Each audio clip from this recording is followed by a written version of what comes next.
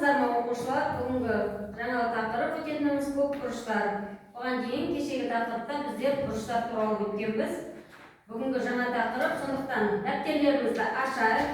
Бүгінгі күннің жазын жазамыз және көп бұрыштар деп тақырыпты жазып қоямыз.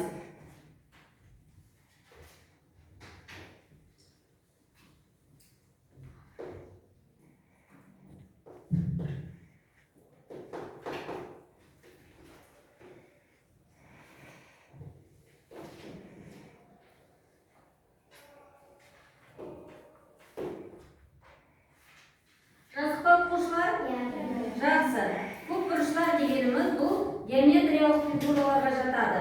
Мысалға, мінекей, мен сіздерге көп деген геометриялық фигуралар әкеліп тұрмын. Мысалға, мынау қандай біздерде? Пирамида, иә? Пирамидада, мысалы, қараңыздар, неше қыры болады, мінекей, табаны, қыры және төбесі болады.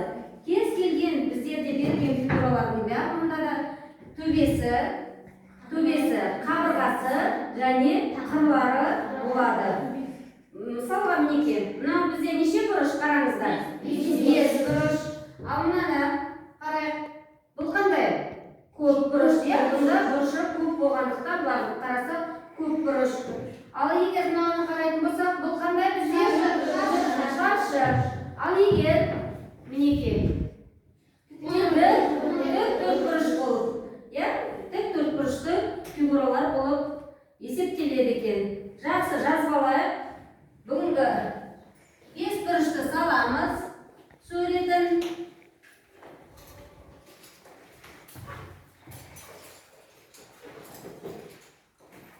Және осының қырын, төбесін және қабырғасын белгілейік.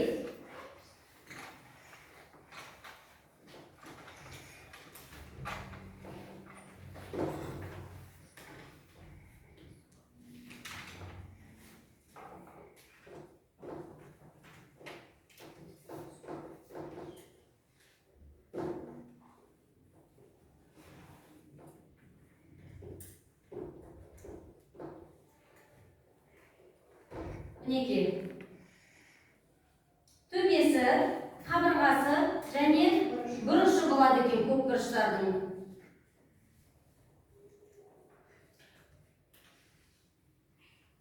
Көп бұрыштың диагоналы дегеніміз жазып алдық па оқушылар?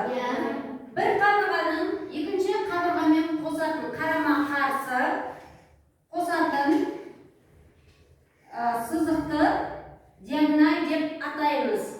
Мінекей, қараңыздар, міне, немесе қарама-қарсы, мінекей, егер белгілейтін болсақ, А, В, С, Д, Е деп белгілейтін болсақ, диагональ мына жерде А-дан С-ға дейін, С-дан Е-ге дейін, немесе, мінекей, қарама-қарсы тек қана Д менен А-ға дейін диагональ жүргізуге болады екен.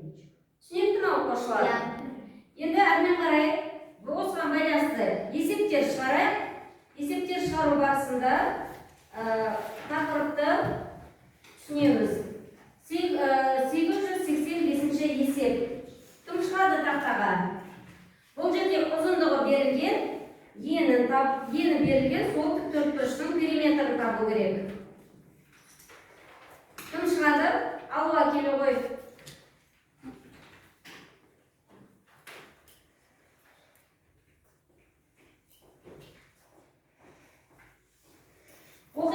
Ұзындығы 9 см, ал ені ұзындығынан 3 есе кем болатын тік төртбұрыштың периметрін табыңдар дейді. Ал жаза қояйық оқушылар.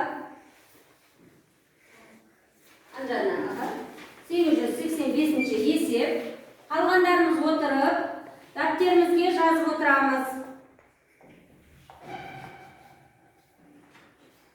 Ұзындығы 9 см,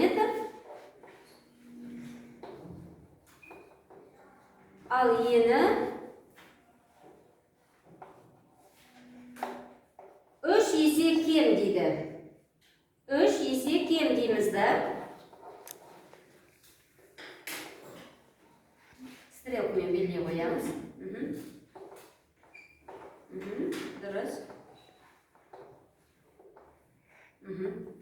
3 есе кем. Енді табу керек бізге периметрін. Табу керек периметрін. Периметрін сұрақ. Шешуі. Ең бірінші бұл жерде біз несін табуымыз керек, оқушылар? Бірінші енін тауып алуымыз керек, е? Енін тауып алуымыз керек. Енін табу үшін ұзындығынан 3 есе кем болса, не істейміз?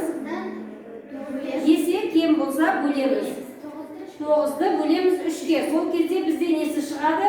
Ені шығады. 3 сантиметр тең болады 3 сантиметр. Сонда ені неше сантиметр болып тұр, оқушылар? 3 сантиметр болып тұр. Енді периметрін табайық. Периметр дегеніміз қалай есептелетін еді? Дұрыс. Ұзындықпенен енді қосып 2-ге көбейтеміз. Өте жақсы. Жақшаға алып көбейту 2 теңіз. Астына қалай болады?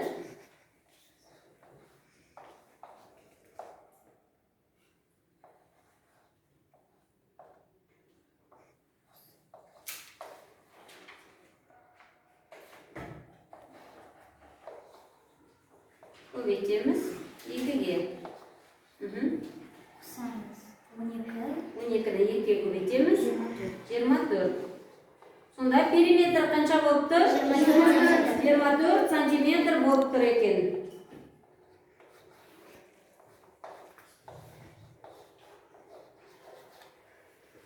Ал екіншісіне енді кім шығады? Келе ғой түсіне.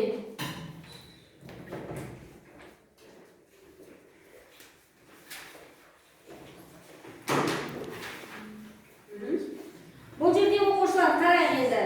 Бізде мына бірінші есебінде берілген периметрден бірінші пункттен тіктөртбұрыштың периметрінен 8 сантиметр артық. Олай болса периметріміз қанша болып тұр? 24.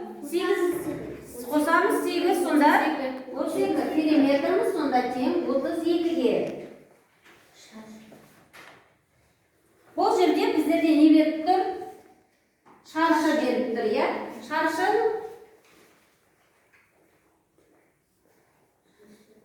Шаршының ұзындығын табу керек, оқушылар. Сонда не істейміз? Нешеге? 4-ге бөлеміз, е? Шаршының міне периметрі. Мына шаршының периметрі 32 болып тұрса, 32-ні нешеге бөлеміз? 4-ге бөлеміз. Сонда қабырғасының ұзындығы 8 сантиметр. 8 сантиметр. Міндерде де сантиметр. Мына жерде шаршаймыз. Табу керек ағыны. Кішкентай. А және В. Табу керек сұрақ белгісін қоямыз. Сонда А тең. Нешеге? А тең 8 сантиметр, сосын В тең нешеге?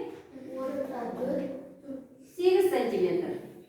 Екеуі де 8 сантиметрге тең. Жазалый сантиметр.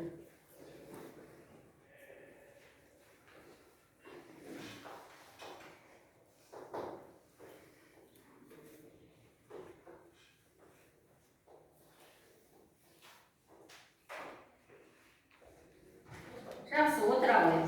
Енді осы 885-ші есептің 3-шісі бар. Кім шығады? Келе қоямын. Бізде енді шаршының ауданын табу керек. Оған дейін біз шаршының ауданын тапқанбыз. Бұл жерде шаршы, міне қара, беріп тұр мынауменен. А-мыз 8-ге тең, В тең 8-ге. Жаза қой. Табу керек ауданды. 8 сантиметр және ұзындығы да 8 сантиметрге тең. Табу керек бұл жерде біздерге нені? Ауданды.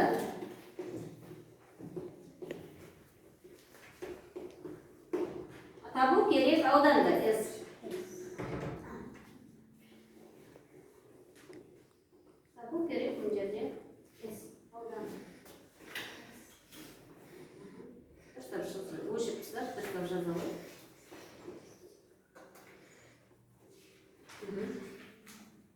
Шешу. S тең неше біздерде?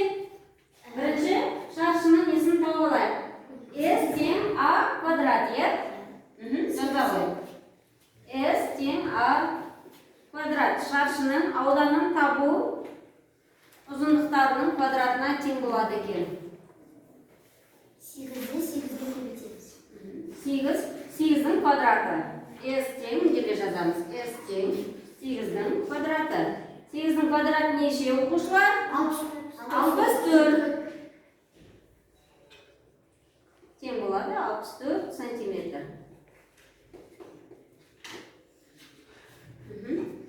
64 сантиметр. Жауабы S тең 64 сантиметрге. Жақсы оқушылар, бүгінгі тақырып түсінікті болды ма? Біз бүгін тіктөртбұрыштың немесе кез келген геометриялық бұрыштардың диагоналін және ауданын, оның периметрін тауып бүгін үйрендік, солай ма? Жақсы.